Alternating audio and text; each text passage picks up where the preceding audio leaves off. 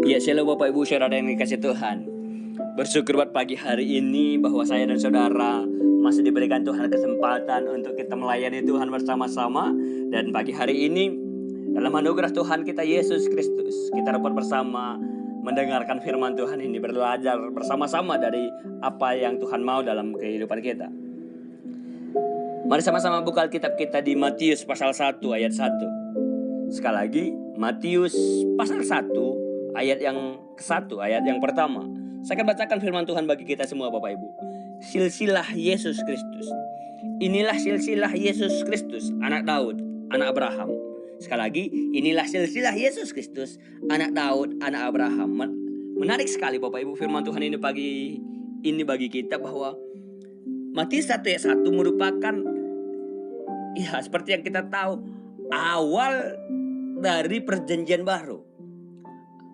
Awal dari perjanjian baru adalah Matius 1 ayat 1. Tentu saja bukan sembarangan saja ayat ini ditulis, benar. Ada maksud Tuhan di situ.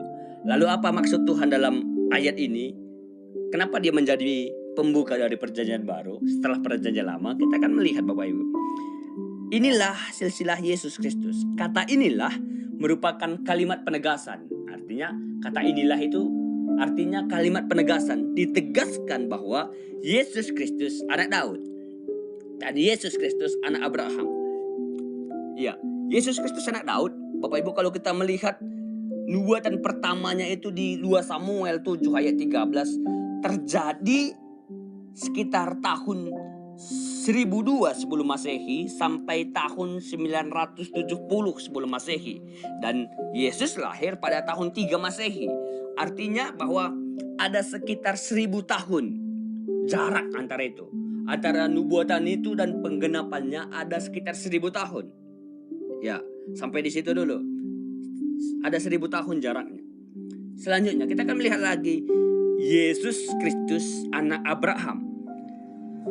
Ya, kalau kita melihat nubuatan tentang satu keturunan yang akan menjadi berkat bagi seluruh bumi itu di Kejadian pasal 22 nanti, Bapak Ibu, kalau kita lihat kejadian itu terjadi pada kurang lebih pada abad ke-19. Ya, artinya kalau kita melihat nubuatan itu pada abad ke-19-an dan kita lihat Yesus lahir pada abad ke-3 Masehi, kita kan juga melihat kurang lebih rentan waktu 2000 tahun di situ. Jadi ada rentan waktu nubuatan dari Yesus akan lahir dari keturunan Abraham itu 2000 tahun dan dari Daud itu 1000 tahun. Lalu apa maknanya? Ya, makna yang akan kita pelajari pagi hari ini Bapak Ibu, bahwasanya janji Tuhan ya dan amin. Amin. Ya Bapak Ibu, ketika Tuhan berjanji 2000 tahun yang lalu, Tuhan masih menggenapinya. Ketika dia berjanji pada Abraham, Tuhan menggenapinya pada abad ketiga. Artinya 2000 tahun janji itu, tetapi penggenapannya tetap terjadi. Dan Tuhan berjanji kepada Daud juga ada 1000 tahun janji itu. Tapi Tuhan tetap menggenapinya.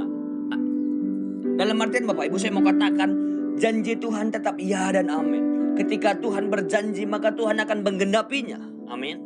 Ketika Tuhan berjanji maka Tuhan akan menggenapinya.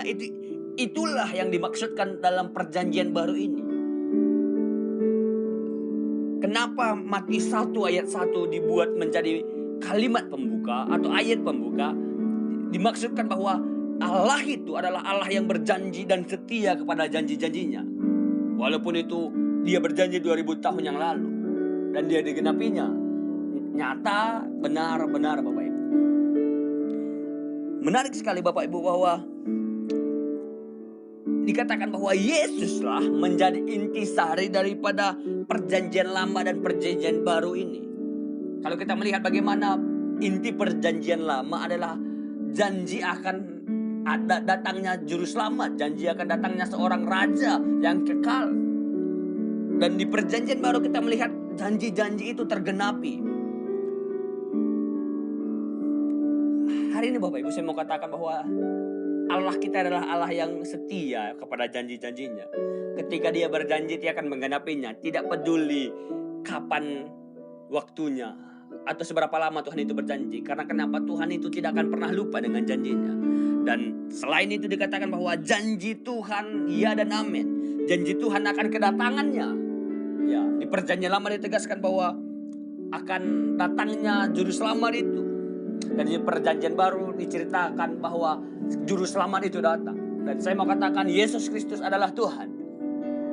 Yesus Kristus adalah Tuhan yang berjanji akan datang dan kedatangannya digenapinya. Yesus Kristus adalah inti perjanjian lama dan inti perjanjian baru. Seluruh Alkitab ini intinya adalah Yesus Kristus. Jadi hari ini saya mau katakan Bapak Ibu Saudara yang dikasih Tuhan kepada kita bahwa Yesus itu Tuhan. Jangan jual apapun itu. Jangan jual kebenaran itu dengan apapun. Walau hari-hari ini banyak pengajaran bahwa berkata Yesus itu bukan Tuhan dan lain sebagainya. Hari ini jelas dikatakan bahwa di Matius 1 ayat 1 Yesus adalah intisari daripada Alkitab ini. Yesus adalah intisari perjanjian lama dan perjanjian baru. Dan Yesus adalah Tuhan yang berjanji dan menggenapi janjinya. So hari ini Bapak Ibu, dalam pelayanan kita mengiring Tuhan, melayani Tuhan Yesus, hari ini saya mau katakan maju saja.